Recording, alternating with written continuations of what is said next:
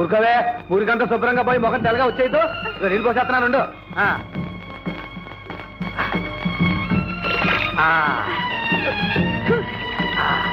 నోరు మూసుకొని నోటో నీళ్ళు పోతాయి. ఏంటి ఏంటి అయ్యో తుమ్మకూడదు, అపశకునం.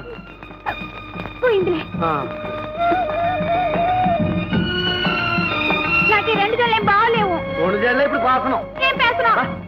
ఏంటి వింటున్నావా? లేవో పెద్ద పెద్ద మాటలన్నీ చెప్తా ఉంటావు. అవన్నీ విని కంగారు పడకూడదు.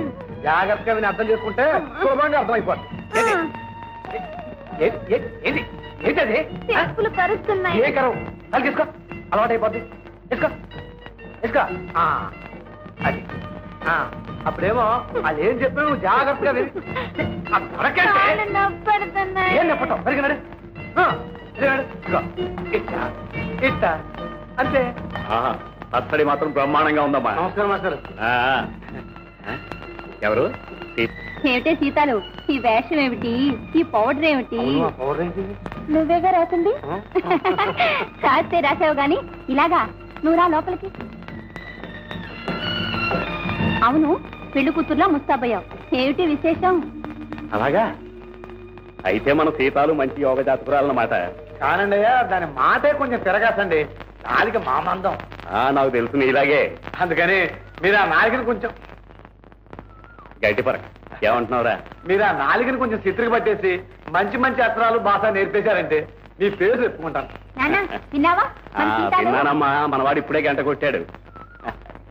కళ ప్లాట్ఫారం మీదకి వచ్చేసింది. ఇక గాత్రమే ఔటర్ సిగ్నల్ లో ఉందన్నమాట. దాంతే ఉందిరా, ఇది మన చేతిలో విద్య. రామరా.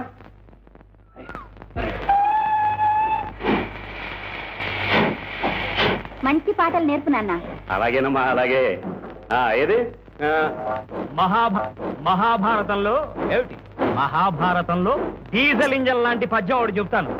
తనకోర్వీధర ధర ధర సారసానురుచిమత్ గాంధీవ నిర్ముక్త పత్రి నిపీతారుణ వారి శేషము పతత్రివ్రాతము ద్రావు ద్రావు అయ్యని నా తోడ చతుర్దశబ్దమున మారైపోరు కర్ణాది దుర్జన సంఘంబుల రూపడంతు బలవత్ సంగ్రామ రంగంబున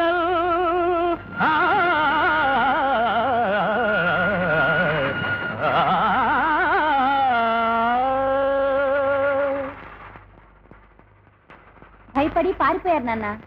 అయినా ఈ రోజుల్లో ఇలా నోరు తిరగని పద్యాలు ఎవరికి కావాలి చెప్పు? అదేమిటమ్మా, విశ్వక్సేనుడు అని స్వచ్ఛంగా పలకగలిగితే రాముడు అనే పేరు ఇట్టే వచ్చేస్తుంది. నిజమేననుకోండి, కానీ మరి దానికి నోరు తిరిగే పాటలు అంటే భావగీతాలు అన్నమాట. అది ఎట్లా ఉంటుందో?